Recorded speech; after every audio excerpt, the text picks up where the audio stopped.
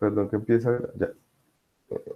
Entonces, seguido a lo de los elementos del contrato y muy relacionado con los elementos esenciales, pues vamos a ver una nueva clasificación de los contratos, o una nueva, no, una clasificación ya tradicional, pero la precisión que quiero hacer es, por lo general, cuando se celebra un contrato, en el contrato nacen muchas obligaciones.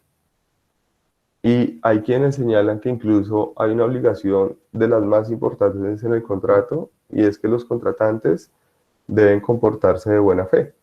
Y la buena fe, a su vez, genera muchas obligaciones. La buena fe implica, lo vamos a hablar más adelantico, no querer afectar a la contraparte, brindar información, esto, cumplir, etcétera, etcétera. Pero esta clasificación clásica que nos trae nuestro Código Civil y que a su vez viene el derecho romano, es una clasificación que gira en torno a los elementos esenciales o a las obligaciones principales del contrato. Por eso puede llegar a ser muy criticada. Y es muy criticada, ¿por qué? Porque hay quienes dicen que esa clasificación olvida que pueden haber otros elementos importantes en el contrato. Entonces, arrancamos por esta. Contratos unilaterales y contratos bilaterales o sinalagmáticos.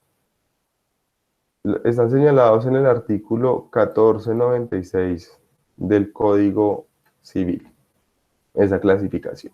Ahí la coloco, no me voy a poner a leer el artículo en detalle como tal, sino que me interesa más explicarlo. Igual lo que voy a decir es palabra más, palabra menos lo que está ahí. ¿Qué son los contratos unilaterales sinalagmáticos?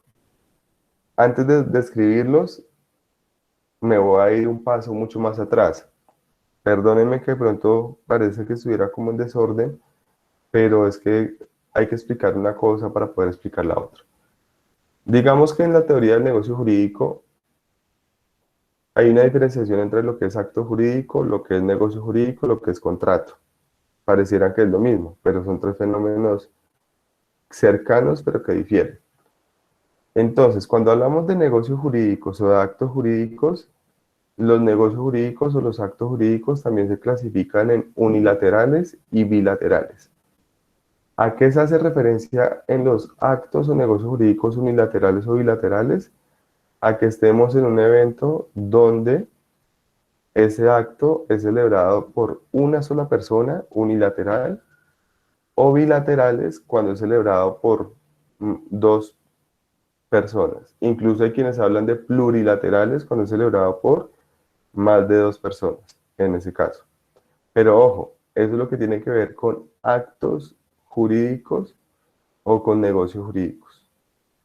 Cuando ya descendemos al contrato, el contrato es un acto jurídico bilateral o plurilateral.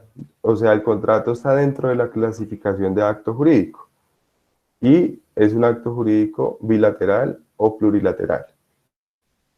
Pero, centrándonos ya en el contrato a su vez puede ser unilateral o bilateral. Sin embargo, esa clasificación del contrato ya no tiene que ver con quiénes celebran el contrato y si son varios o es una sola persona, porque pues no hay contrato donde una sola persona contrate consigo mismo, en ese caso, excepto una situación que es el contrato de sociedad en las SAS, que puede ser una sociedad unipersonal o algún caso o algún otro caso excepcional.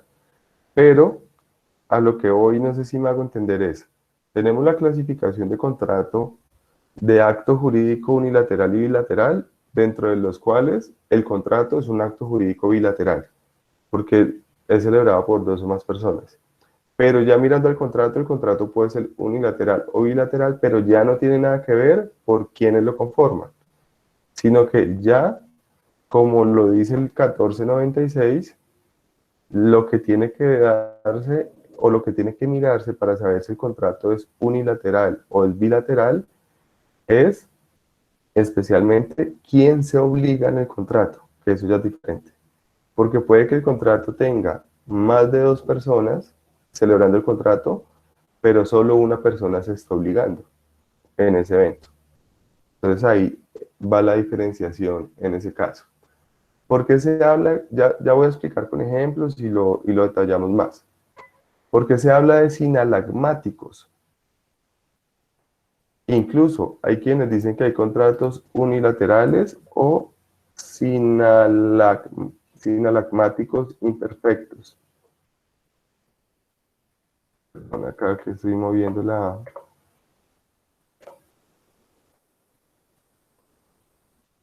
Imperfectos. Hay quienes lo llaman así también. ¿Qué significa sinalagma o sinalagmaticidad? Cuando hablamos de sinalagma, el sinalagma es una figura muy importante en los contratos e implica reciprocidad. Es decir, cuando hay sinalagma, quiere decir que ambos tienen una carga dentro del contrato. No solamente una persona está cargada. Por eso es que se habla de que se llaman contratos bilaterales o sinalagmáticos, es decir, contratos donde ambas partes tienen obligaciones y se evidencia el sinalagma entre las partes, la reciprocidad en las obligaciones. Y hay quienes llaman contratos unilaterales o sinalagmáticos imperfectos porque solamente una de las partes se obliga en ese caso. Ya les voy a poner ejemplos en ese evento. O pongámoslo de una vez. Ejemplo, contratos bilaterales, la compraventa. El uno se obliga a pagar y el otro se obliga a entregar lo que vende. Entonces, ambas partes adquieren obligaciones. El arrendamiento. Uno se obliga a pagar el canon de arrendamiento y el otro se obliga a entregar el uso y el goce de la cosa. Contrato de transporte. También el uno se obliga a, ¿a qué? A transportar y el otro a pagar a cambio de ese transporte. Contrato, perdón, contrato de seguro. El uno se obliga a pagar una póliza de seguro y el otro se obliga a ofrecer una protección. Contrato, digamos, de leasing. El uno también se obliga a pagar un canon de arrendamiento con una opción de compra y el otro se obliga a ceder también un uso y un goce. Y así sucesivamente, esos son los contratos bilaterales. Los unilaterales, ¿cuáles serían? Para poner ejemplos. Digamos que el contrato de transporte cuando es gratuito, porque el único que se obliga es el que se obliga a transportar. La otra parte no adquiere ninguna obligación. Un contrato de depósito también gratuito, porque quien se obliga es la persona que se obliga a conservar y a proteger la cosa en el depósito y el otro no quiere ninguna obligación. Eh, el comodato, el contrato de comodato, que es un contrato de préstamo de uso, solamente se obliga el que recibe el bien a devolverlo, el otro no quiere ninguna otra obligación. El mutuo, cuando es un mutuo, el único que adquiere la obligación es el mutuario de devolver el dinero. El otro no adquiere ninguna obligación en ese sentido. Entonces esa es la diferenciación. Hay contratos donde se obligan ambos y hay contratos donde se obliga solamente uno. Pero quienes critican esto, les decía, lo critican porque dice, ojo, así el contrato sea gratuito y así el contrato implique aparentemente la obligación de una persona, en el fondo hay otro tipo de obligaciones que pueden llegar a ser mucho más importantes también. Pero ahí es donde vemos que esta clasificación gira en torno especialmente a mirar las obligaciones esenciales del contrato. Porque si miráramos, por ejemplo, el contrato de transporte gratuito, si yo transporto, no sé, a Johan Yulais a algún lugar de forma gratuita, si bien yo tengo la obligación de transportarlo, él tiene la obligación de no dañarme el vehículo, de tener cierto comportamiento en el vehículo, y eso es una obligación. en ese sentido. En un préstamo de uso, si bien, o como dato, si bien yo le presto un bien a una persona y la única obligación que nace es de esta de entregármelo, yo también tengo la obligación de no molestarlo mientras él tiene el bien que le presté. Eso es una obligación. Yo también tengo la obligación de que lo que le haya prestado esté en buen estado. Eso lo vamos a ver más adelante. Entonces ahí se critica, pero la clasificación existe. ¿De qué depende? De que uno eh, adquiera la obligación o ambos. A medida que vamos a ir viendo los contratos, uno por uno vamos a ir identificando si son unilaterales o son bilaterales, en ese caso. ¿Hasta ahí estoy claro? Sí, señor. Ok. Recuerden que si llegan a tener alguna pregunta, me interrumpen y de una vez la resolvemos. Contratos gratuitos y contratos onerosos.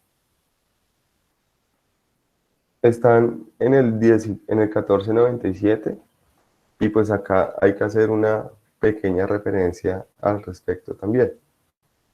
Cuando se habla de contratos gratuitos y de contratos onerosos, lo primero que tenemos que tener en cuenta es que los contratos no giran exclusivamente en torno a obligaciones dinerarias o obligaciones económicas. Es decir, hay contratos donde no hay dinero de por medio. Como por ejemplo, puede que yo de aquí a mañana contrate, no sé, con Hernán y le diga a Hernán, vea Hernán, usted es arquitecto, hagamos una cosa, y usted necesita un servicio jurídico, entonces yo le hago, le doy la asesoría jurídica y usted me paga con unos planos que necesito. Vea que ahí no hay dinero de por medio. O el mismo comodato, o el depósito gratuito. O sea, yo lo que estoy prestando es un servicio. Y cuando estamos, o estoy entregando netamente un bien. Entonces pueden que existan contratos donde no hay dinero de por medio. Por eso, cuando hablamos de que el contrato es gratuito o es oneroso, no necesariamente tiene que ver porque haya una suma de dinero, sino que lo que tiene que ver es en quién se beneficia con el contrato.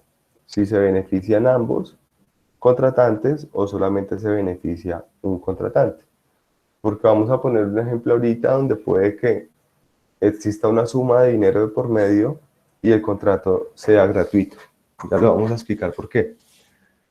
Entonces, en ese sentido, digamos que el contrato gratuito se beneficia solamente uno de los contratantes y el contrato oneroso se benefician todos los contratantes. Vamos a los ejemplos. Contrato gratuito.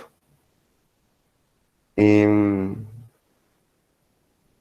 comodato, entonces yo le presto, digamos, a Nicolás Barrios, le presto mi carro. Eso se llama comodato. Y el único que se beneficia en ese caso, ¿quién es? Nicolás. Entonces sería un contrato de naturaleza gratuita. Pero resulta que yo le entrego mi carro a Nicolás a cambio de una suma de dinero, o sea, un alquiler o un arrendamiento. Ahí en ese sentido, ambos nos beneficiamos. Se beneficia él porque utiliza el vehículo, me beneficio yo porque recibo una suma de dinero. ¿Qué implicaría eso? Que el contrato en ese caso es un contrato oneroso. Otros ejemplos. Contrato de arrendamiento. Me beneficio yo que uso el bien como arrendatario, se beneficia el arrendador que recibe una suma de dinero a cambio, oneroso. La compraventa creo que es más que claro que es un contrato netamente oneroso. La permuta, oneroso, ambos. Vean que en la permuta no recibo ningún dinero, cambio un bien por otro bien, es como un trueque, pero ambos se benefician. Eh, Depósito, vamos a ver unos ejemplos más adelante de eso. Si yo voy y le pago, no sé, digamos a Daniel porque me almacene una mercancía y celebramos ahí un contrato de depósito. Entonces yo, o por lo menos Gina, que hablaba del tema del aguacate.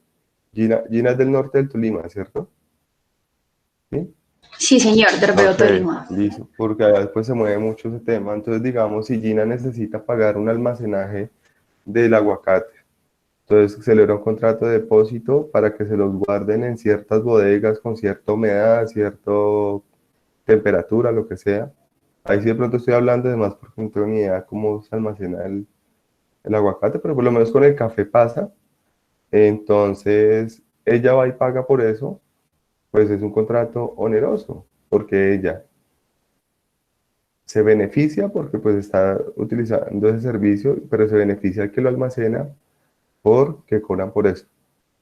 Pero si estamos hablando de un depósito gratuito, ejemplo, si yo me voy el fin de semana de paseo y le digo a mi vecina que me guarde mi perrito, eso es un contrato de depósito y es un contrato de depósito gratuito. ¿Quién se beneficia? Exclusivamente me beneficio yo como dueño del perrito, mi vecina no, antes adquiere una carga a ella. Eso sería un contrato gratuito en ese sentido.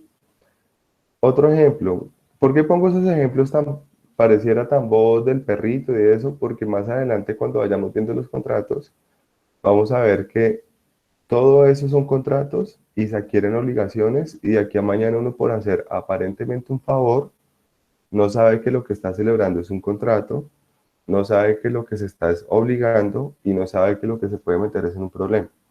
Porque si de aquí a mañana, por ejemplo, yo le dejo a cuidar mi perrito a mi vecina y mi perrito vale 2 millones de pesos y se le pierde, uno pensaría que porque es un favor no pasa nada, pero yo la podría demandar por incumplimiento, por una responsabilidad civil de naturaleza contractual, indemnizarme. Indemnizarme además por el daño moral porque se perdió el perrito y sufro porque el perrito ya no estaba, lo que sea. Entonces vamos a ver esos detalles. Y pongo un último ejemplo. Contrato de mutuo. El contrato de mutuo es el préstamo de consumo. Yo presto algo a alguien para que lo consuma, eso me lo devuelva.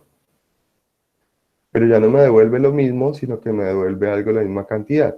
El ejemplo más claro del contrato de mutuo es el préstamo de dinero. Entonces, si yo le presto a alguien el- una suma de dinero sin ningún interés, ese contrato sería gratuito o sería oneroso. Gratuito, ¿no? Ujú. Entonces yo le presto a Federico, Federico me dice, venga, pongamos un ejemplo, Federico dice, tengo que comprar los libros de inglés con los que tanto sufre todo el mundo y valen 400.000 pesos. Entonces yo le digo, Federico, yo le presto los 400.000 pesos. ¿A cambio de qué? A cambio de nada. Me los paga después. Contrato de mutuo. ¿Quién es el único que está beneficiándose en ese contrato? Federico. Entonces el contrato es un contrato gratuito y es una suma de dinero lo que está de por medio. Pero si yo le digo a Federico, listo Federico, yo le presto ese dinero, pero le presto 400.000 y cuando me pague me tiene que devolver 450.000 pesos, pues porque las cosas no son gratis en la vida, o sea, y yo necesito también ganar algo con eso.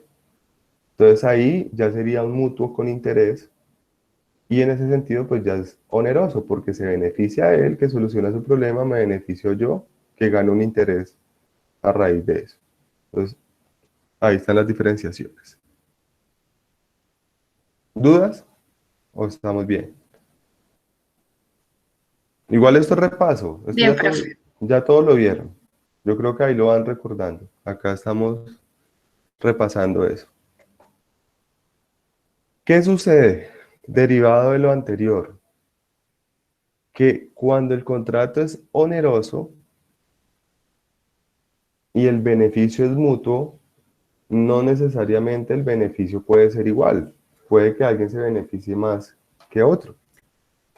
Y en ese sentido, pues hay que aclarar una clasificación que se deriva de los onerosos. Y es que los onerosos a su vez se pueden clasificar en contratos aleatorios o conmutativos. Contratos conmutativos, ¿qué quiere decir? Son aquellos contratos en los que ambas partes se benefician de forma, no lo digamos equitativa, no me gusta, pero equivalente, como lo dice la misma norma. Porque es que equitativo suena como a igual, pero equivalente es un poquito más flexible. Entonces, en el contrato conmutativo es un contrato oneroso donde ambas partes se benefician y se benefician de una forma proporcional, equivalente. No tiene que ser igual en ese caso, porque siempre puede haber un pierde y gana en los contratos, pero tampoco es de una forma tan desequilibrada ni tan desproporcionada, como porque ya ahí pasaríamos a algo que lo vamos a ver más adelante, que podría ser enriquecimiento sin justa causa. Entonces, es normal que de pronto, digamos, yo le venda a María Victoria, le venda mi carro, y mi carro valga 50 millones de pesos y se lo venda a ella en 52. Hay una desproporción pequeña, no es totalmente equitativo, porque lo equitativo es que se pagara exactamente el justo precio del S, o puede que yo lo venda un poquito más económico, en 48, no hay problema. Ya diferente es cuando yo le vendo mi carro, que vale 50, se lo vendo en 100 millones, o que vale 50 se lo vendo en 5 millones. Ahí sí puede haber una desproporción bastante grande que hace que el contrato no sea conmutativo, que no sean equivalentes las prestaciones. Eso es un tema más de equidad en el contrato, de equilibrio contractual. Que sea recíproco lo que se da y lo que se recibe en ese caso.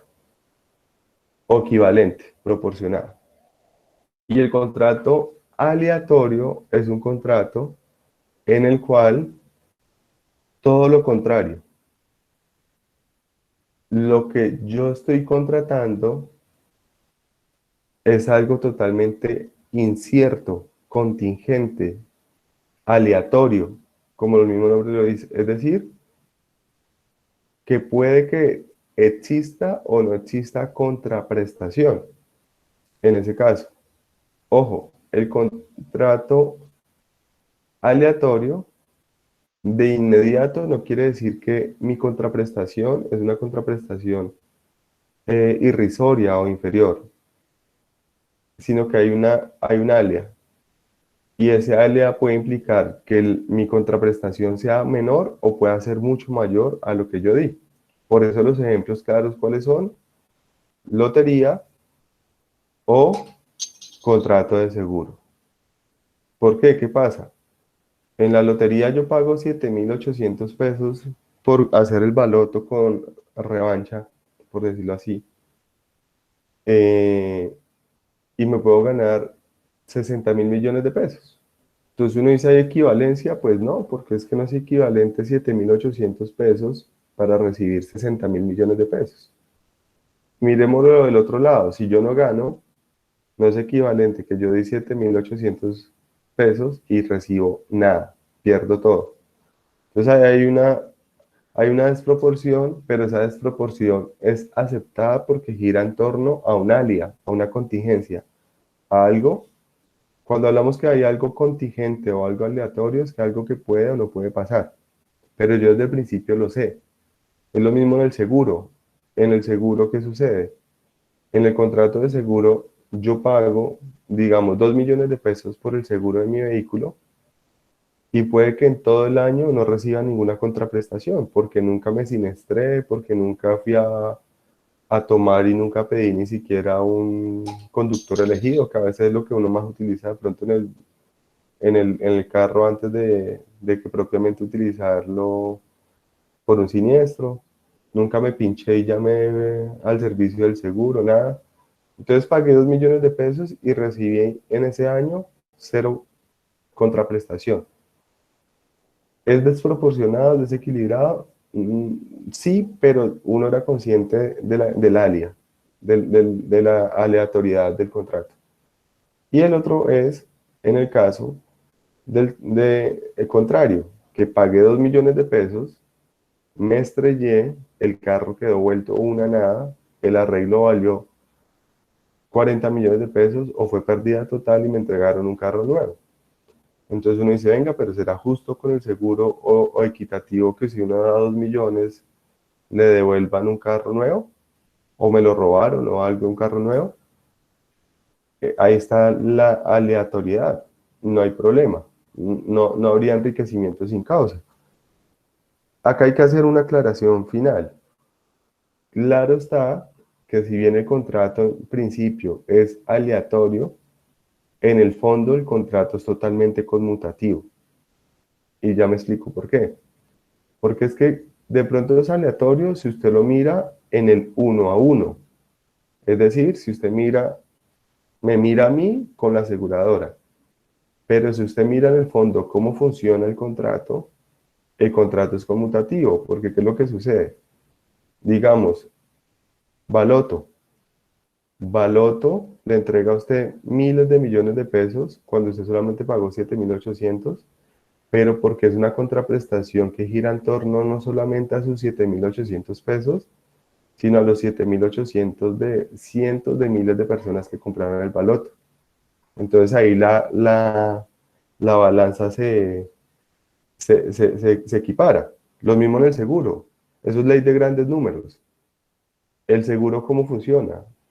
Empaquetan cualquier cantidad de personas. Entonces tenemos, digamos, 10.000 personas en un solo paquete que pagan el seguro y eso ya estadísticamente está demostrado que de las 10.000, solamente tantas se siniestran, reclaman y todo, y eso hace que todo lo que pagan las 10.000 soporte lo que el seguro tiene que pagar por los siniestros que se den en ese caso. Entonces, digamos, de 10.000 personas aseguradas, estoy hablando acá de cifras inventadas, recibo 100.000 millones de pesos y al mismo tiempo la gente que se llega a siniestrar o no, no da lugar a que se paguen por esos siniestros más de ese valor. Entonces ahí la balanza se equilibra en ese evento. ¿Ok? Hago esas apreciaciones para que empecemos a tener una visión de cómo funciona el contrato en ese sentido. Listo. Bueno, hay contratos principales y accesorios. El principal es un contrato que subsiste por sí solo y el accesorio es un contrato que necesita de otro contrato para existir. Es accesorio, es subsidiario, está relegado a otro contrato. Ejemplo claro, la fianza, la hipoteca y la prenda. Son contratos que no nacen si no están relegados a otro contrato o a otra obligación, en ese sentido. Entonces son contratos accesorios. Nacen subsidiariamente de otra obligación contractual o incluso de otra obligación de otra naturaleza, en ese caso. Hay contratos de ejecución instantánea y hay contratos de ejecución sucesiva, periódica o de tracto sucesivo, que es lo mismo. ¿Cuáles son los contratos de ejecución instantánea? Son aquellos contratos cuyo cumplimiento de las obligaciones se dan en un solo momento. En cambio, los contratos de ejecución periódica, de ejecución sucesiva, de tracto sucesivo, son contratos donde las obligaciones están separadas en el tiempo, están segregadas en el tiempo. Ejemplo, como cuando un arrendamiento es un contrato en el que las obligaciones se cumplen a lo largo del tiempo, están fraccionadas en el tiempo. O por lo menos un préstamo de dinero. Puede que sea o no sea de tracto sucesivo, pero lo normal es que cuando uno le presta a un banco una suma de dinero, uno paga ese dinero de forma fraccionada en el tiempo, lo cual hace que sea de tracto sucesivo o de ejecución periódica. Ahí miras el cumplimiento. En cambio, si yo voy y compro una Coca-Cola, pues compré y pagué de una vez. El contrato es de ejecución instantánea, por poner un ejemplo sencillo en ese evento. Hay una pequeña discusión también, y perdónenme que siempre les diga que hay una discusión o algo, pero es para que ustedes queden con eso en mente. Hay quienes discuten si aquellos contratos donde la ejecución de la obligación se demora en el tiempo, pero se cumple en un solo momento, ¿en dónde los ubicamos? Pongo el ejemplo. Una cosa es que yo le compro a Daniel un celular y él me entrega inmediatamente el celular y yo le entrego inmediatamente la plata. Eso es ejecución instantánea. Otra cosa es que yo me comprometo a entregarle el dinero a Daniel en 4 o 5 cuotas. Ahí lo coloco como ejecución periódica. Pero, o diferente es que yo a Daniel le arriende un apartamento y pues el arrendamiento está fraccionado en el tiempo. Es claro que se fracciona el tiempo. Pero pongamos un ejemplo diferente. Es diferente cuando yo voy a un hotel y pago por una noche de hotel y el cumplimiento de la obligación es, no sé, 24 horas. Entonces yo duro 24 horas disfrutando el servicio de hotel. Yo pago en un solo momento, pero el servicio de hotel dura 24 horas el disfrute. Entonces alguien diría, ¿eso quiere decir que eso es de tracto sucesivo de ejecución periódica o de ejecución instantánea? Para mí es ejecución instantánea. Lo que pasa es que la obligación no se puede cumplir en un solo momento. Perdón, en un solo segundo, sino que se demora, pero no está fraccionada en el tiempo. ¿Me hago entender o no? O sea, no, es un solo trayecto, un momento que está unido. O les pongo otro ejemplo. Yo me voy para Europa, entonces cojo un avión y el avión se demora el transporte 12, 10 horas, dependiendo del que escoja. Si me demoro 10 horas transportándome, son 10 horas que dura el cumplimiento de la obligación, pero está unido. Entonces, realmente para mí eso sería una ejecución instantánea. Hay quienes discuten eso, pero no está fraccionado el transporte. Muy diferente es cuando yo alquilo un transporte, digamos, para el colegio de un hijo, y pues todos los días van a transportarlo y lo traen al colegio. Pues ahí sí está fraccionado día a día el transporte, en ese sentido. Entonces eso hay que tenerlo en cuenta. Sí, o si se compraran los tiquetes y se pagarán mensuales, una cuota mensual de ¿Mm? un tiquete de 3 millones, ¿sí? Sí, también puede ser. Es que incluso, ¿qué sucede? Ahí también viene otra discusión más profunda.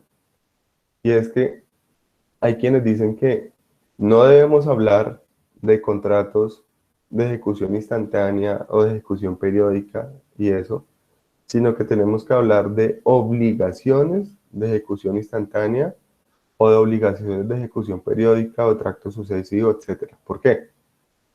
Les pongo ahorita el ejemplo. Si yo le compro a Gina un celular y Gina se compromete a entregármelo a mí de una vez y yo me comprometo a entregárselo, a pagárselo en 5 cuotas, si miramos la obligación de Gina es de ejecución instantánea, pero si miramos la obligación mía es de ejecución periódica o de tracto sucesivo. Entonces vean que hay dos tipos de obligaciones en un contrato. Entonces uno dice, bueno, ¿qué quiere decir eso? Que de pronto esa posición es muy correcta. Que de pronto no deberíamos hablar de obligación, de contratos, sino de obligaciones, de ejecución instantánea, ejecución periódica. Lo mismo en el transporte. Yo pago mi transporte inmediatamente. O Netflix, digamos, usted paga por Netflix y usted lo usa de forma fraccionada y usted puede que pague un mes, pero usted su pago lo hace de forma instantánea, pero el otro le da el servicio de forma fraccionada. Y que hoy en día también está demostrado que los contratos no pueden encasillarse en una sola cosa, porque ¿qué es lo que sucede? Digamos que eso también depende de si los servicios y los bienes son divisibles o son indivisibles. Pues si yo le compro un celular a Gina, difícilmente Gina me va a entregar hoy la pantalla, en un mes me va a entregar la pila, en el otro mes me va a entregar la carcasa, no sé. Pero por ejemplo, si yo hago un negocio con Gina y le digo, Gina, le voy a comprar 10 toneladas de aguacate y Gina me dice, listo, pero no los tengo ya. Entonces hagamos una cosa, le entrego esta semana 5 toneladas, le entrego 2 toneladas y media la otra semana y en 3 semanas le entrego 2 toneladas y media. Y de pronto a usted le sirve porque, pues, me imagino, estoy inventando, porque para que no se maduren al tiempo, lo que sea, no sé, o cómo los van fraccionando en ese sentido. Y yo también le digo, listo, entonces yo le voy pagando de tales y tales formas. Entonces vea que los contratos son muy moldeables y muy flexibles. Por eso esta clasificación debería ser más de las obligaciones que propiamente del contrato. Lo importante de esto es que tengamos en cuenta que pueden haber obligaciones que se cumplen de una vez o que se cumplen de forma fraccionada en el tiempo. Entonces, si ustedes escuchan que instantáneo, es porque se cumple de una vez. Si ya escuchan que están hablando de tracto sucesivo, de ejecución periódica o algo, de una vez empiecen a pensar que algo se está fraccionando en el tiempo. Ahí en ese caso. Listo. Hay contratos de adhesión y lo contrario a estos contratos o de libre discusión.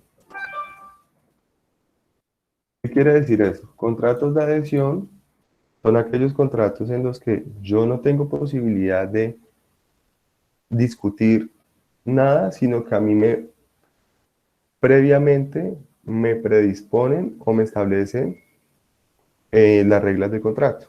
Es decir, uno de los contratantes establece cómo se va a contratar y el otro solamente se adhiere, solamente acepta de esa manera. Eso es un contrato de adhesión. En materia de derecho consumidor es muy usual que se discuta ese tema. Pero yo creo que hay que tener también una visión un poquito más amplia de ese tipo de contrato. Ya lo voy a explicar por qué. Profe, Señor, darían los contratos laborales, que es el que el empleador es el que pone todos los términos y el empleado es el que decide o no aceptarlo. ya uso su ejemplo para explicar algo que va a explicar Federico, en ese Listo. caso. Entonces hay quienes piensan que los contratos de adhesión son solamente los contratos de la letra chiquita que llaman, que nadie lee, y de los bancos y de las empresas de telefonía y eso. Pero los contratos de adhesión abundan, abundan por todo lado. Explico lo contrario. ¿Cuál es el contrato de libre discusión? El contrato de libre discusión es aquel contrato donde las partes discuten o llegan a acuerdo respecto de las obligaciones contractuales. Entonces, por lo menos, hay negociación. Si hay precio del precio, si hay cosa de la cosa y de otras obligaciones. Entonces, por ejemplo, yo le voy a comprar a Nicolás una casa, entonces yo le digo, venga, Nicolás, le compro su casa en 500 millones y se los pago así. Y Nicolás me dice, no, deme 600 y páguemelo de esta otra forma. Yo le digo, no, discutámoslo. Bueno, nos ponemos de acuerdo frente al precio y la forma de pago. Pero adicional a eso, discutimos otras cosas. Venga, pero entrégueme la pintada, pero entréguemela con eso arreglado. Eso es un contrato de libre discusión.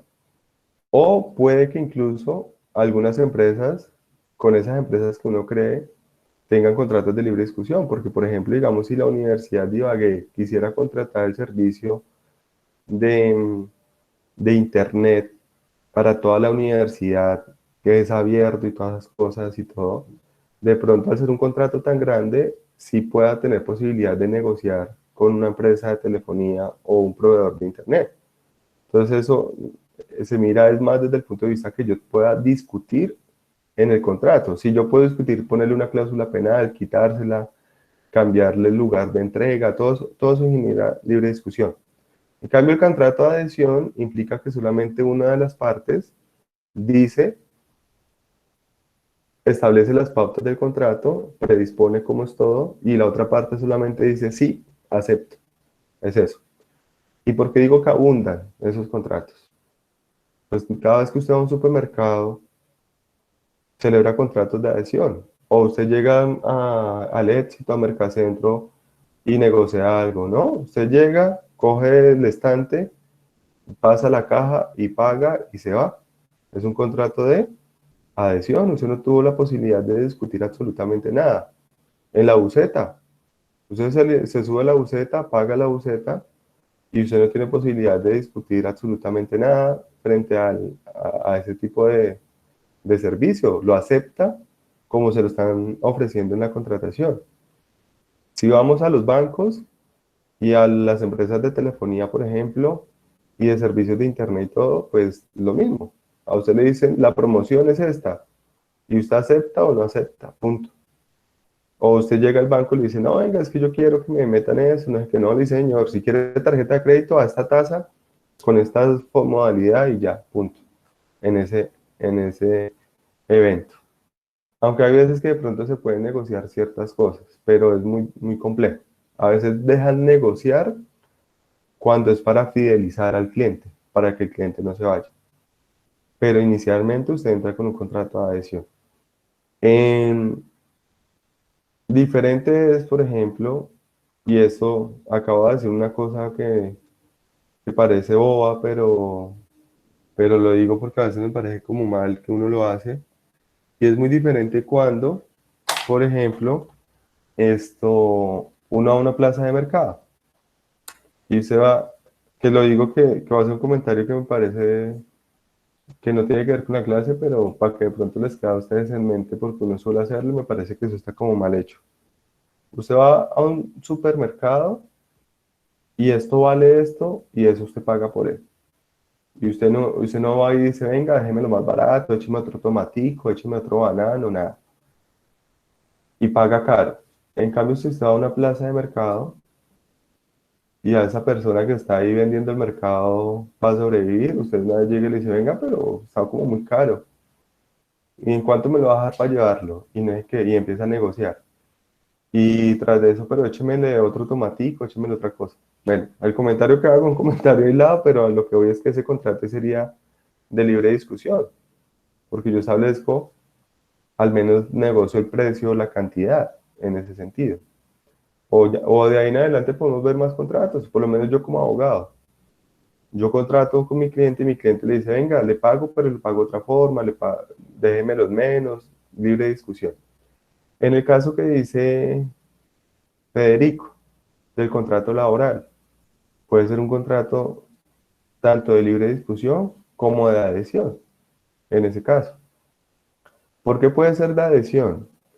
Porque puede que, por ejemplo, a mí me vayan a contratar y me digan, listo, los términos contractuales para trabajar en este lugar son estos, ya.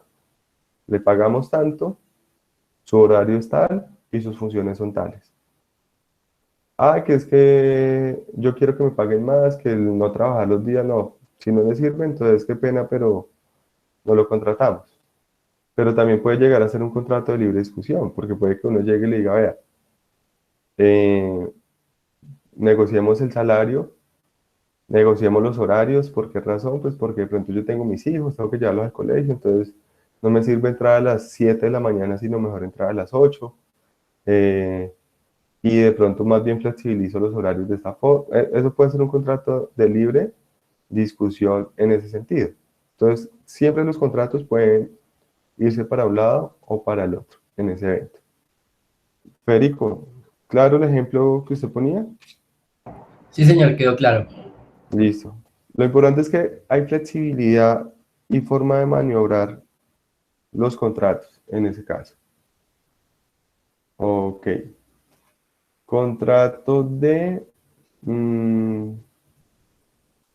bueno, voy a entrar acá a una clasificación que la quería dejar de última, pero no, la voy a dejar, la que voy a dejar de última es la que tenía pensado, voy a hablar una antes de esa.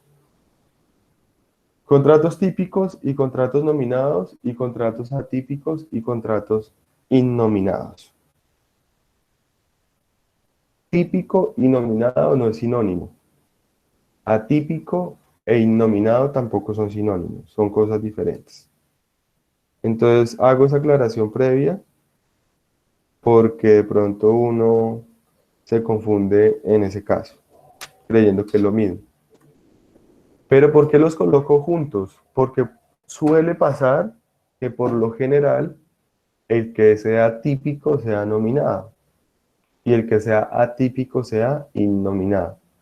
Es usual que pase, pero no quiere decir que sean lo mismo y que signifiquen lo mismo en ese caso. Entonces, ya activo ya. Entonces, el contrato típico es cuando hablamos de tipicidad o típico o atípico, nos estamos refiriendo a que el contrato está o no está regulado en la ley. Entonces, cuando hablamos de que un contrato es típico, quiere decir que está tipificado su regulación en la ley. Ya el legislador lo previó y ya lo sacó una ley que lo regula. Cuando es atípico es porque es un contrato que no está previsto por la ley. Y eso es usual que pase, porque es que si tenemos un código civil del hace casi 200 años y un código de comercio de como de 50 años, pues es lógico que las dinámicas negociales hayan modificado y tengamos contratos que no están previstos por el legislador. Acá vamos a ver muchos de ellos al final de semestre, ya finalizando, que son contratos como por ejemplo el contrato de joint venture, que es un contrato de colaboración. Hay un contrato que es el contrato, por ejemplo, de underwriting, que tiene que ver con unos temas de la bolsa de valores, y son contratos que no están regulados. ¿Cómo se regulan? Generalmente por analogías con contratos similares o por costumbre comercial. Entonces son contratos que ya se ha venido acostumbrando a trabajarse, pero todavía el legislador no los ha regulado en ese evento. Y los típicos pues sí están regulados, que son, cuando hablo típicos, no es de típicos como cuando uno habla de el tamal, que es algo típico porque es tradicional, no. Pero en el fondo, la tipicidad acá, reitero, es porque están regulados. Contratos como la compra-venta, el arrendamiento, la hipoteca, la prenda, el comodato, el mutuo, son contratos que ya están previstos en la ley, el seguro y todo. El, el leasing, el contrato de leasing, hoy en día se discute si es típico o es atípico, porque ya hay regulaciones sobre él. Entonces hay quienes ya empiezan a meterlo dentro de lo típico. Ahí. Y cuando hablamos de contratos nominados o innominados, el contrato nominado es porque ya tiene previsto un nombre, esa conducta contractual o esa dinámica contractual, y es reconocido por ese nombre, esa dinámica contractual. En cambio, el contrato innominado es porque no está reconocido todavía como por un nombre, sino que es una conducta contractual o negocial muy nueva y todavía no se ha vuelto tan popular que no le han asignado como un nombre en la práctica. Entonces, por ejemplo, digamos, perdón, una aclaración. Hay contratos que son atípicos porque no están regulados en la ley, pero son nominados. ¿Quién los ha nominado? La doctrina, la jurisprudencia, la costumbre mercantil.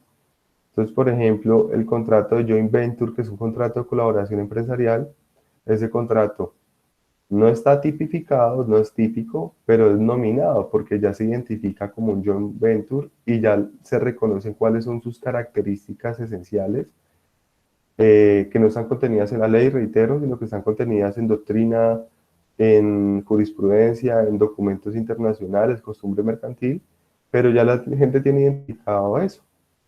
Voy a poner un ejemplo parecido para que de pronto me entiendan y no vayan a tomar mal el ejemplo, pero pues trato de explicarlo con eso, porque no lo digo, no pongo el ejemplo de una mala forma. Pero es como, por ejemplo, cuando ustedes miran lo de las comunidades, la comunidad LGBTI. Ustedes han visto que eso cada vez, esa denominación cada vez agrega una letra más. ¿Por qué? Porque hay digamos que hay una conducta, de pronto es impreciso mi lenguaje, pero una conducta sexual diferente o personal diferente que se agrega. Entonces se hablaba, por ejemplo, lesbianas, gays, bisexuales, transexuales, intersexuales, creo que es, pero creo que hoy le agregan más. Profe, pero creo que ya le tuvieron que poner y otros. Ok, pero independiente de la denominación, a lo que voy es que cada vez se descubren nuevas modalidades de conducta, no sé si se llaman modalidades de conducta o lo que sea, Pero entonces anteriormente, ¿qué se tenía previsto solamente? Que habían gays y lesbianas, luego que bisexuales, luego transexuales, pero también hay transgéneros, creo.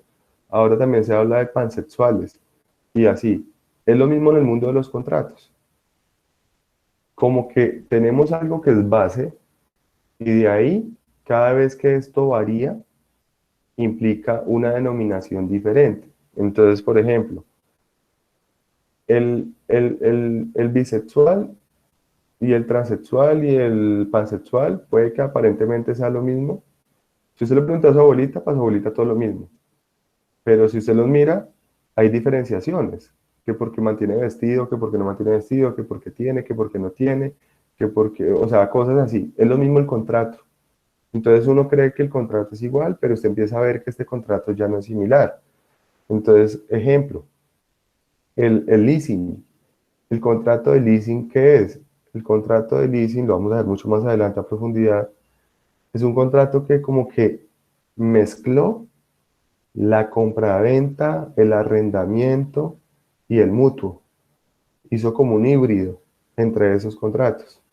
Y es una modalidad de financiamiento o una modalidad operativa. Entonces, ¿yo qué puedo hacer?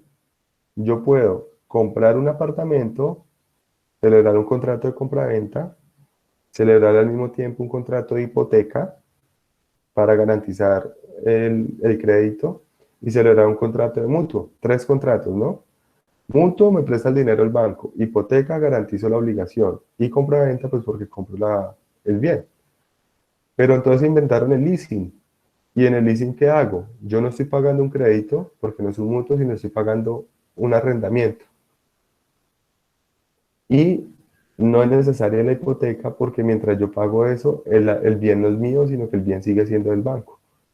Y lo que tengo al final es una opción de compra. Entonces, esa es la dinámica que se da en los contratos y por eso nacen ese tipo de contratos innominados o contratos atípicos. ¿Qué es lo que sucede en ese caso? Que pues el leasing se fue y se fue y se fue dando hasta que el momento ya por costumbre dijeron, venga, eso se llama leasing y ya todo el mundo identifica lo que es un leasing en ese sentido, o sea, le asignaron ya un nombre a esa dinámica y lo nominaron, pero sigue siendo de pronto atípico porque todavía no lo han regulado. Se regula por analogías con otros contratos, interpretación de principios, por jurisprudencia, doctrina y demás. Eso es a lo que voy. Y el contrato eh, innominado, pues es un contrato que no tiene nombre porque es una dinámica negocial totalmente nueva. Y a eso no hay que tenerle miedo, porque es que una vez le tiene miedo como a los contratos que no tienen nombre. ¿Cómo se llama ese contrato? Pues se llama contrato, a secas, genéricamente. Y es que de aquí a mañana yo puedo inventarme una modalidad contractual siempre y cuando no vaya en contra de las otras de la ley y es algo nuevo. Entonces, por ejemplo, yo siempre pongo un ejemplo de un contrato que no sé qué tipo de contrato es y a veces los llaman como acuerdos institucionales o cosas así. Y es, por ejemplo, la universidad contrata con CEMEX. ¿Con qué finalidad? Con la finalidad de que CEMEX otorgue unas becas para unos alumnos y unos alumnos vayan y realicen unas prácticas en CEMEX, pero entonces vea que la universidad como que, o sea, como que involucran varias partes, pero es un acuerdo como institucional, pero no, o sea, entonces simplemente ¿qué es eso? Es un contrato. No se ponga uno a matarse la cabeza, a encasillarlo ahí.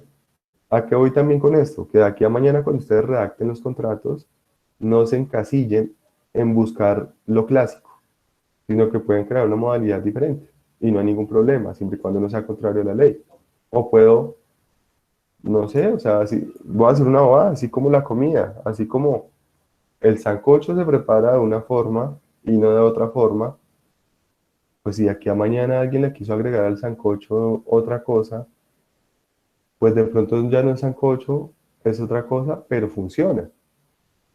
Y lo mismo acá, si yo estoy en un contrato de una forma y le quiero agregar otra cosita a ese contrato, pues de pronto ya pierde su esencia, ya no es eso, pero es otra cosa y llegará el momento en que de pronto se vuelva nominada o se vuelva típico. ¿Hasta ahí soy claro? Sí, ¿O no? señor. Listo. Y miremos esta y hacemos una pausa. Miramos esta y ya hacemos una pausa y continuamos con el tema que seguiría en ese caso. Contratos reales, contratos solemnes y contratos consensuales.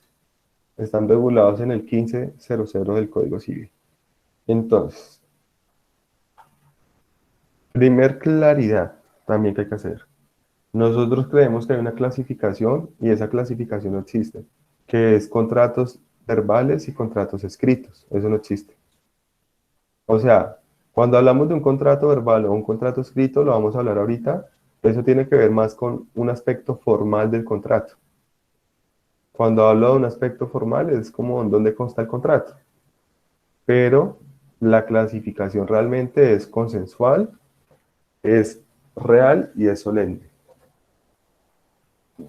¿Qué sucede?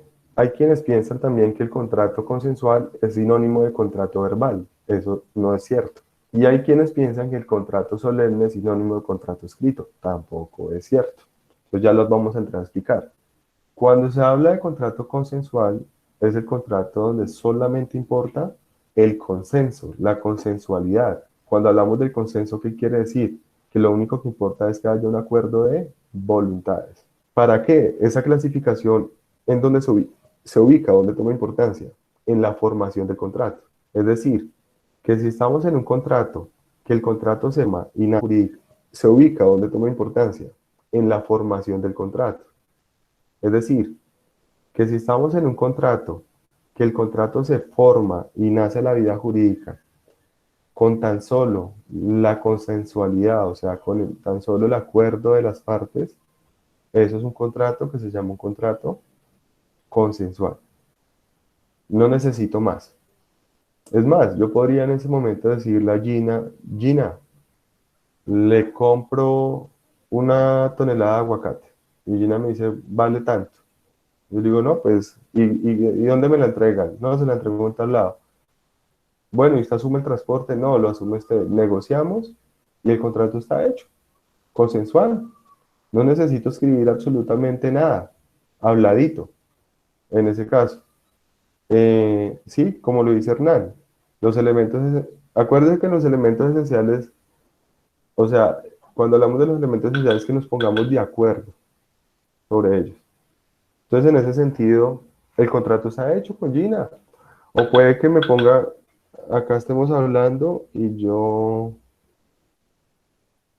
esto, que acá estemos hablando y yo, por ejemplo, le diga a Hernán, Hernán, estoy arrendando mi apartamento, y Hernán me diga, que volvamos del break y Hernán me diga, venga, ¿y dónde queda? Yo en tal lado. ¿Y qué metros tiene? Tan, ¿y cuánto cobra? Y Hernán me diga, venga, me interesa, yo lo tomo un arriendo por un año. Ya, el contrato está hecho. El contrato se perfeccionó. Ya que lo que sigue después de eso, ejecutar las obligaciones que nacen del contrato, que son dos cosas diferentes. Una cosa es que el contrato nazca a la vida jurídica y otra cosa es que se cumplan las obligaciones del contrato. Si el contrato nace a la vida jurídica, ya nacen las obligaciones y tienen que cumplirse. Entonces, si yo le digo a Gina, Gina, los aguacates, Gina me dice, listo, Gina llama ya y dice, venga, hay disponibilidad, sí, me confirma todo, el contrato está hecho. Si yo no le cumplo a Gina, y después perdón, si Gina no me entrega los aguacates, y yo le digo, venga Gina, habíamos quedado los aguacates para este fin de semana, usted me incumplió. Gina no me puede decir, ah, no, es que el contrato no existe porque no está escrito. Y yo la podría demandar a ella para que me cumpla o me indemnice por el incumplimiento, porque el contrato nació a la vía jurídica. Lo mismo en el caso de Hernán, en ese evento. Entonces son contratos donde solamente se necesita ¿de qué?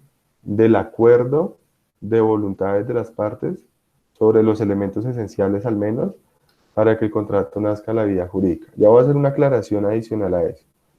Digo que voy a leer el chat, que no puedo hacer dos cosas a la vez, o hablo o leo el chat.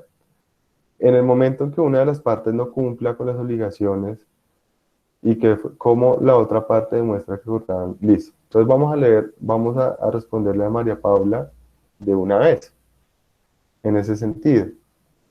Y acá en la presentación ven algo que se llama ad probationem y algo que se llama ad solemnitatem o ad substantiam actus. Ahí está escrito en la presentación. ¿Sí se ve o no? Sí, señor. Listo.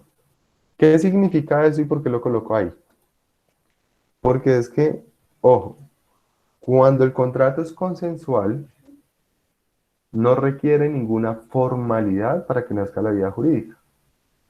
Si usted quiere agregarle una formalidad y esa formalidad es pasarlo a un medio escrito, eso quiere decir que ese documento escrito es un documento con una finalidad ad probationem. ¿Qué quiere decir eso?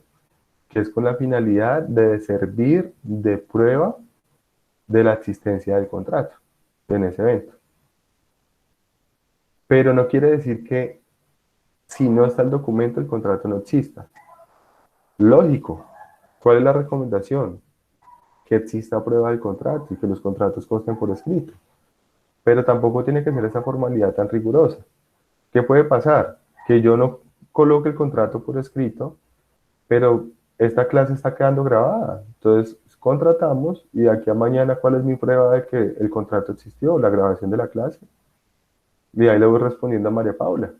Entonces, María Paula me dice, ¿cómo logro demostrarlo? Si no lo hicimos por escrito, por cualquier medio probatorio. Por lo menos quedó grabada la clase y ahí quedó grabado que hicimos la contratación y que nos obligamos. Y ya con eso yo podría demandar. O pongamos otro ejemplo, no hay grabación de la clase, pero están todos ustedes de testigos. Y yo podría demandar en ese sentido. ¿Cuál es la dificultad en ese caso? Y ahí sí hay una dificultad procesal. Me devuelvo un poco al semestre anterior, que eso pasa también en laboral. Que si no hay prueba del contrato, yo no puedo inmediatamente demandar su ejecución o su cumplimiento, sino que tengo que demandar a través de un proceso declarativo que el juez declare que el contrato existe y que se incumplió. En ese sentido. En cambio, si el contrato yo ya lo tengo listo y tengo la prueba, pues es mucho más fácil. Entonces, en ese sentido, a lo que voy es que no necesariamente tiene que constar por escrito para que el contrato exista, o puede ser por otros medios. Por ejemplo, yo le puedo mandar un correo a una empresa diciéndole estoy ofreciendo esta mercancía. Si la empresa me contesta diciendo se las compro, ahí hay contrato y está la prueba del contrato. Porque está el correo y está la aceptación. Hoy se discute si los mensajes de datos como un WhatsApp o algo también pueden ser prueba. Entonces hay diferentes formas de probarlo. A lo que yo voy, entonces ahí, no sé si le queda claro a María Paula que me preguntaba. Lo que sí debe quedar claro es que el hecho de que no haya quedado por escrito no quiere decir que no haya contrato, porque se lo va a poner un poquito más difícil, que es un ejemplo que yo siempre pongo en las evaluaciones que les hago a ustedes y es el de los caballos. Entonces vamos en los caballos, o no, o por ejemplo con Gina. Gina me dice, no, el de los caballos, voy montando una cabalgata y negocio con alguien un caballo, e inmediatamente le hago la transferencia del valor del caballo. Y la persona no me entrega el caballo. Entonces el problema se agudiza un poco, porque una cosa es que nadie cumpla, pues uno hasta de pronto dirá, ah, bueno, este señor es un incumplido y ya. Pero cuando usted ya entrega un dinero, pues usted sí o sí tiene que hacer algo para recuperar su dinero o para que le cumplan. Y si no tiene el contrato por escrito, pues tiene que demostrarlo por otro medio de prueba, en ese caso. Pero no quiere decir que sea imposible. Lógico, por seguridad jurídica, lo bueno es que el contrato conste por escrito o que haya prueba del contrato. Pero la claridad es que cuando el contrato es consensual, el documento escrito es algo netamente ad probationem. ¿Listo? Solamente es un medio de prueba. Les pongo un último ejemplo de ese para, para pasar al otro. Contrato de transporte. Si yo cojo un bus o una buseta Me subo a la buseta, le pago el transporte al de la buseta y la buseta se estrella y se voltea. Se voltea. Entonces, yo voy a demandar. Tengo prueba del contrato. mm, Cuando ustedes se suben a la buseta, ¿firman un contrato? ¿Cuántos contratos han celebrado con los de la buseta? Ninguno. Ni siquiera les dan un ticket que sirva de prueba. Pero nada, pues usted tiene la prueba del accidente, hay testigos, prueba que iba dentro de la buseta y demanda por responsabilidad civil contractual, demostrando que hubo un contrato de transporte, que se incumplió el contrato de transporte en cuanto a trasladar sana y salva a la persona de un punto a otro y que se generaron unos daños. Y no necesito nada por escrito, porque ese contrato es netamente consensual. A uno lo llaman a ofrecerle tarjetas de crédito por teléfono, servicios adicionales. Entonces, todo eso es consensual. ¿Y esto por qué es importante también? Porque es que en materia comercial, la regla general es que los contratos son consensuales, más que de otra naturaleza. Listo. Y pasamos a los contratos solemnes. En los contratos solemnes son aquellos contratos que la ley exige una formalidad o una solemnidad para su celebración y para que nazcan a la vida jurídica. Si no se cumple con esa solemnidad o con esa formalidad, el contrato no existe, así haya acuerdo de voluntades. Es decir, así las partes hablen, se pongan de acuerdo en los elementos esenciales y todo, si no se cumple con esa formalidad, el contrato no nace a la vida jurídica. Perdón, un ejemplo ahorita para devolverme a algo que preguntaba Federico. El contrato laboral es un contrato consensual. Si consta por escrito, es una prueba, pero no quiere decir que no exista contrato. Eh, entonces, contrato solemne, ejemplo, el ejemplo clásico, la compraventa de bienes inmuebles. No la compraventa de bienes muebles, sino de bienes inmuebles. La ley obliga que tenga que constar en escritura pública. Ojo, la formalidad o solemnidad no necesariamente tiene que ser la escritura pública, ni tiene que ser que conste por escrito, sino que la ley me determina cuál tiene que ser. Entonces, en ese sentido, si yo hablo con Federico, nos ponemos de acuerdo en el precio, en la cosa, en todo, todos los detalles del negocio, pero no celebramos el contrato en escritura pública, no existe contrato y no hay obligaciones, porque la ley exige esa formalidad para que nazca la vida jurídica, el contrato, en ese caso. Otro ejemplo, el contrato de promesa. El contrato de promesa civil es un contrato que la ley dice que tiene que constar por escrito, pero no por escritura pública. Es decir, puede ser un documento privado. Ejemplo, el contrato de sociedad.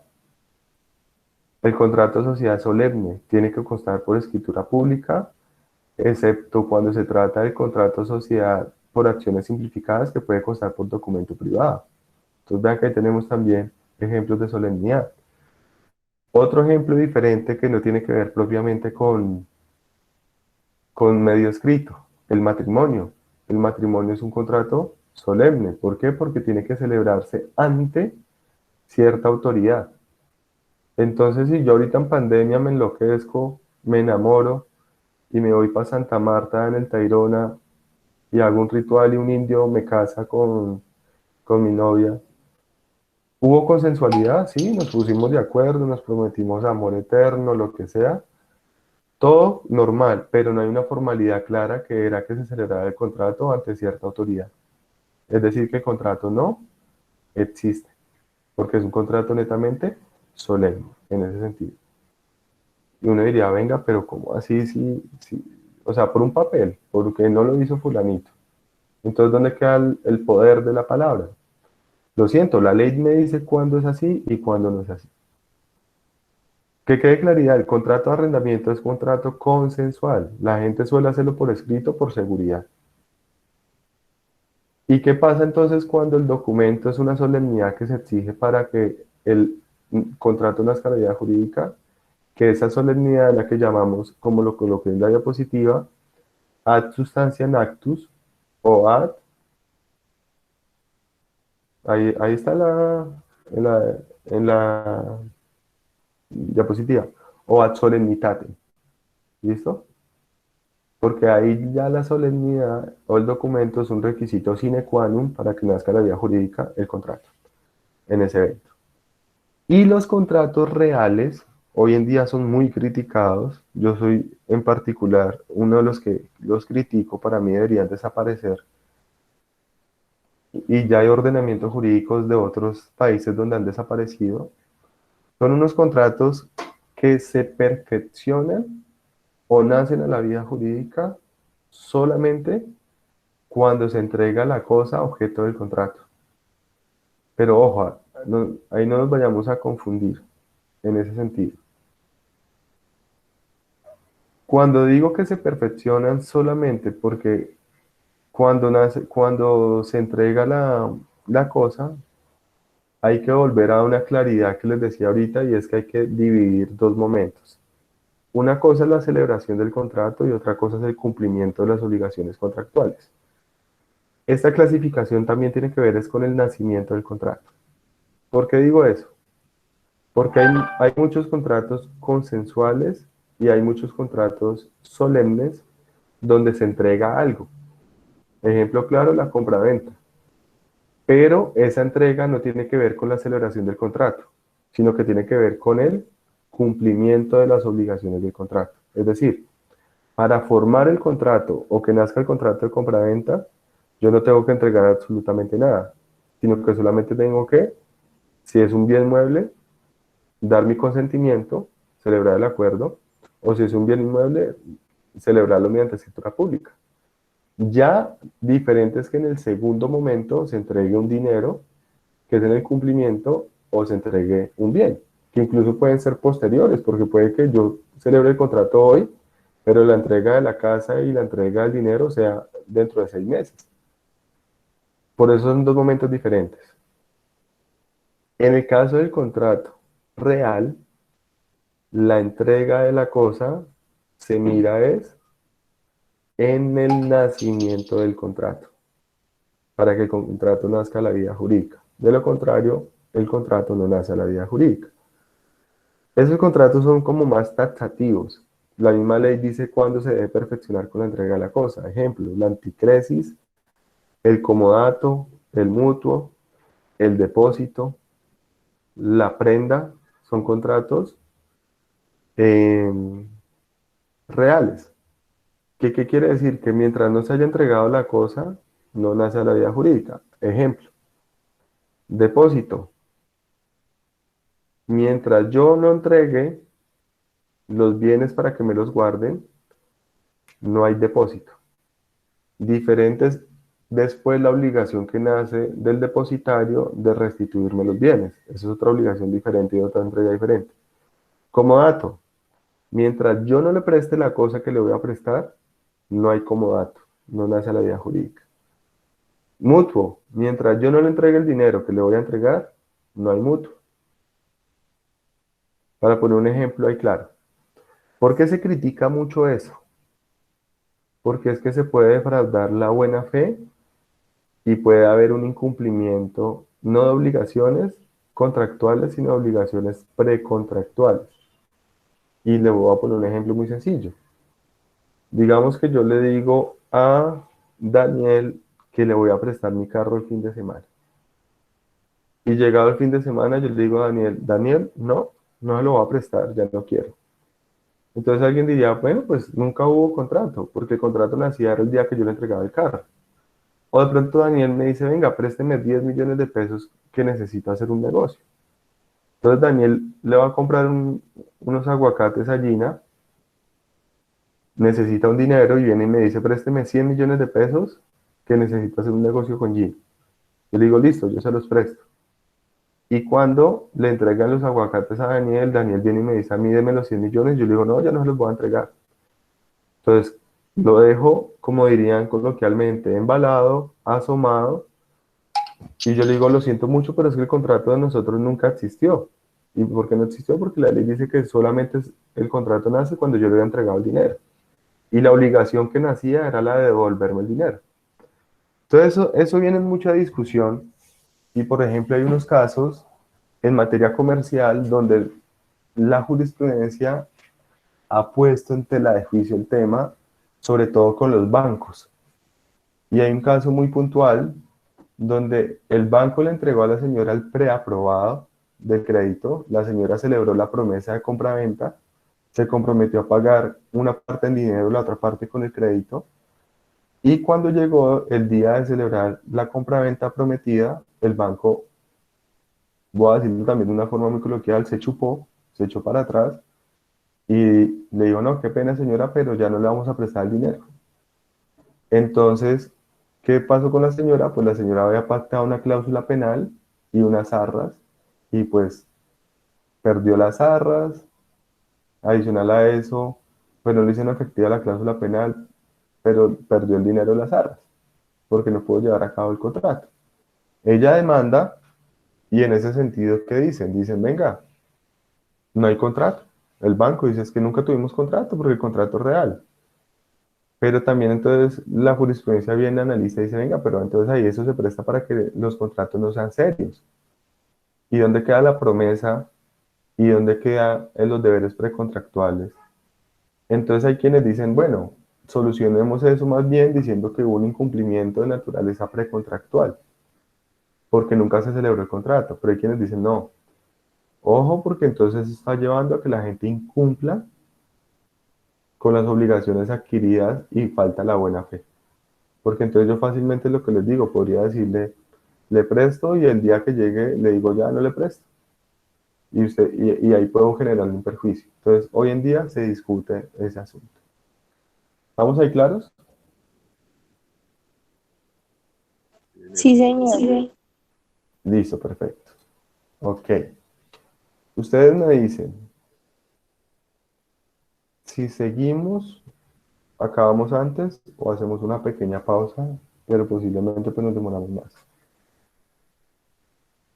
¿O quieren parar un momento al menos unas tiradas, ir al baño? ¿Sí? Bueno, como no dijeron nada, entonces la decisión la tomo yo. Entonces, son las 10:40. Hagamos una pausa pequeña, 10 minutos y con eso para que nos vayamos casi hasta las 12. Entonces, a las 10:50 volvemos y yo creo que, bueno, 10:55, no a las 12, no a las 11, 10:55, 15 minutos.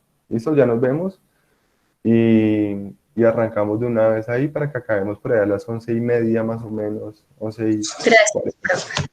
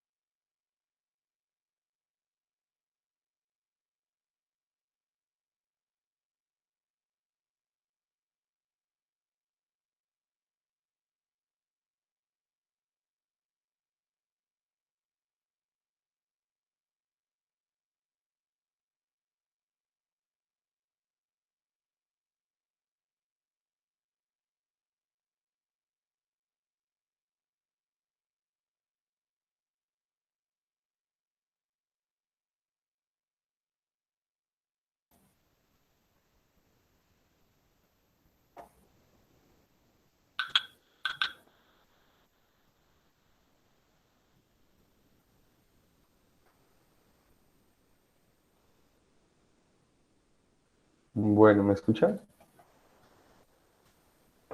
Sí, señor. Listo, perfecto. Pues ya vamos acá a retomar.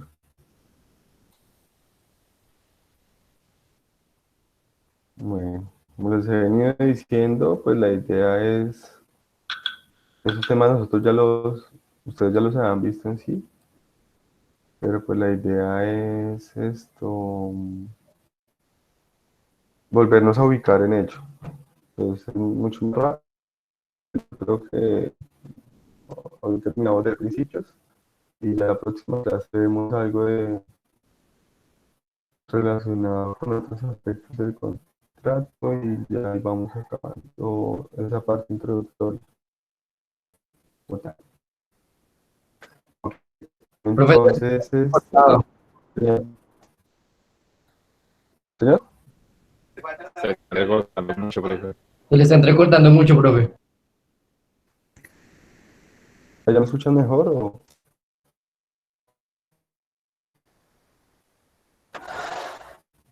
ahí ya me escuchan mejor? No, profe, igual. Igual, en un momento, ya, mira una cosa.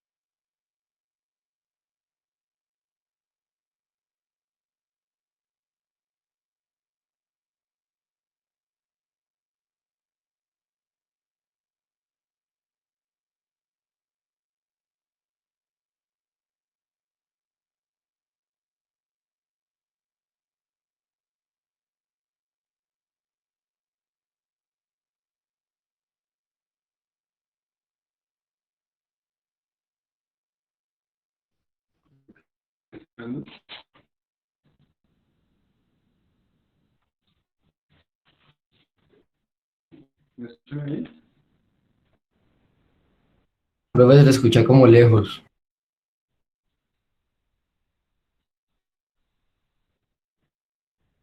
¿Me escuchan?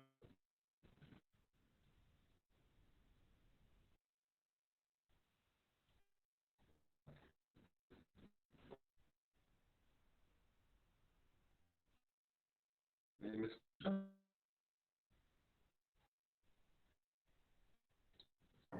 No, profe, no se escucha para nada.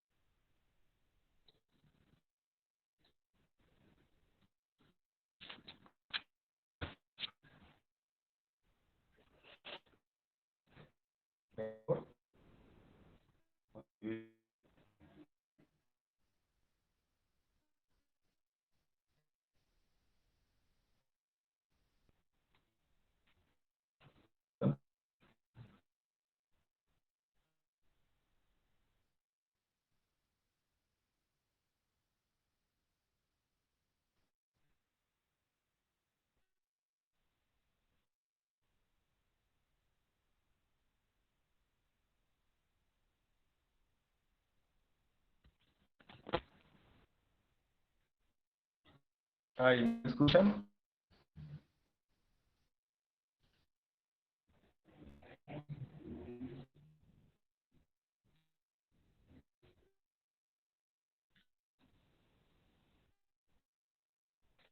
Profe, como cortado y se ve muy borroso.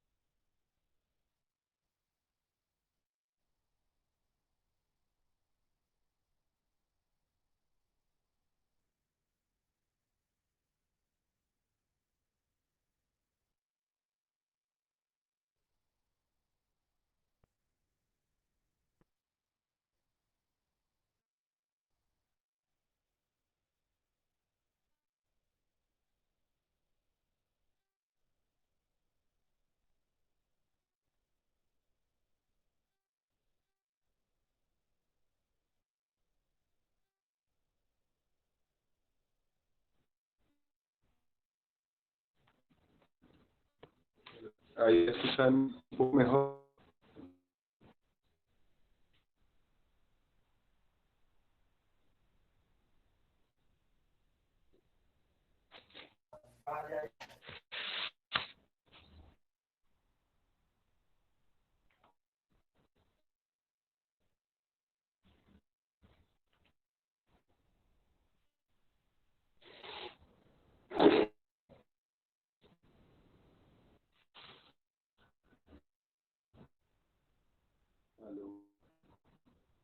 Profe, se le sigue escuchando entrecortado todavía.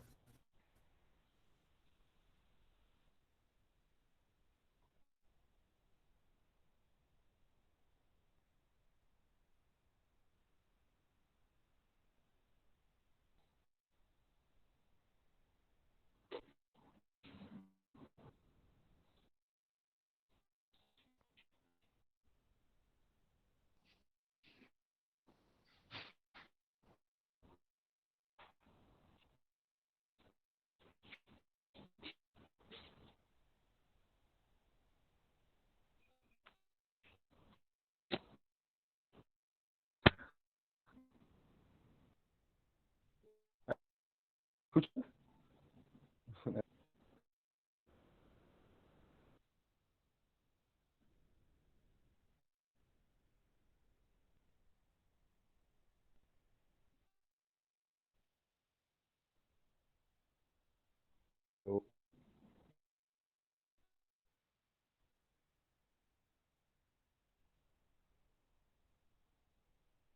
Aló.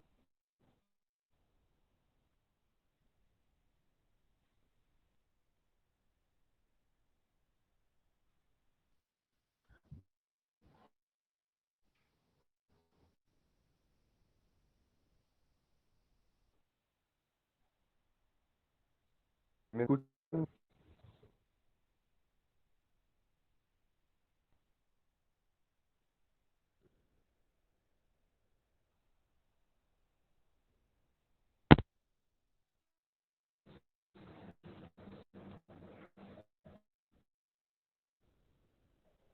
¿Me escuchan? Sí, profe. Señor. Pero- ¿No me escuchan? Aló.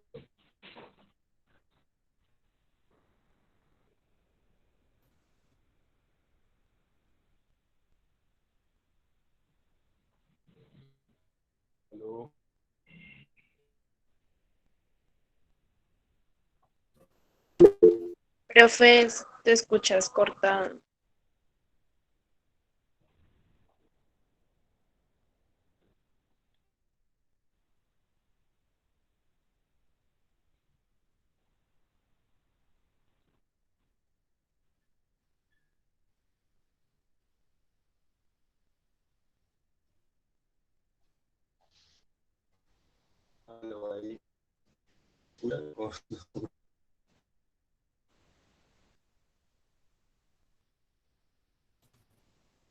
Sigue entrecortado, profe.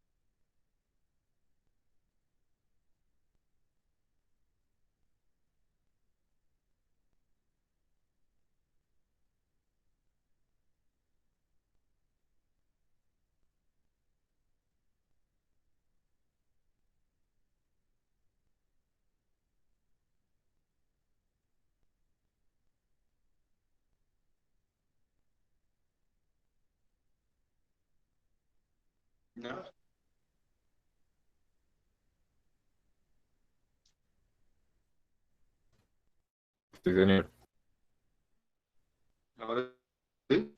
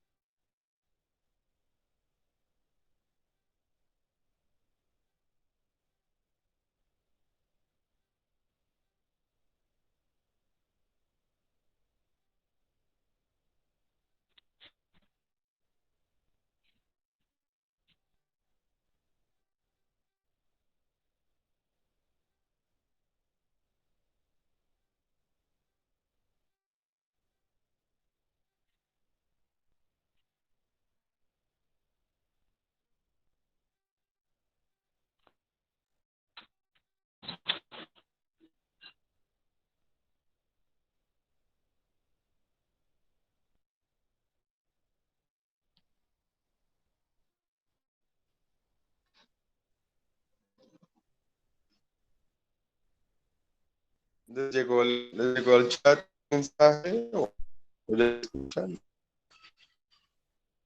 Profe, se le escucha con mucha interferencia todavía. Profe, ¿ya reiniciaste el router? Sí. Yo tampoco escucho nada.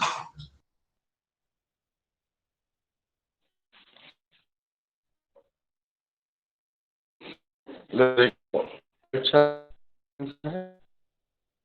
Chicas, que revisemos el chat que el profe nos dejó ahí un mensaje.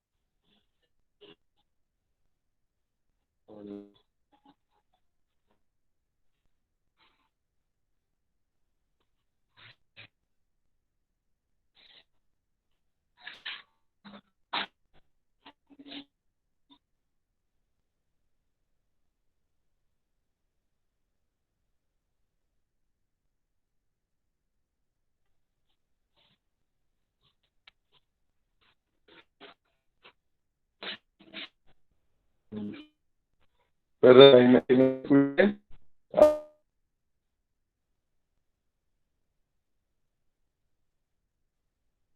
Chicos, o sea que la clase se queda ahí. Es que no le escucho al profe. Sí, es que el profe tiene el internet muy malo, entonces que la próxima clase continuamos.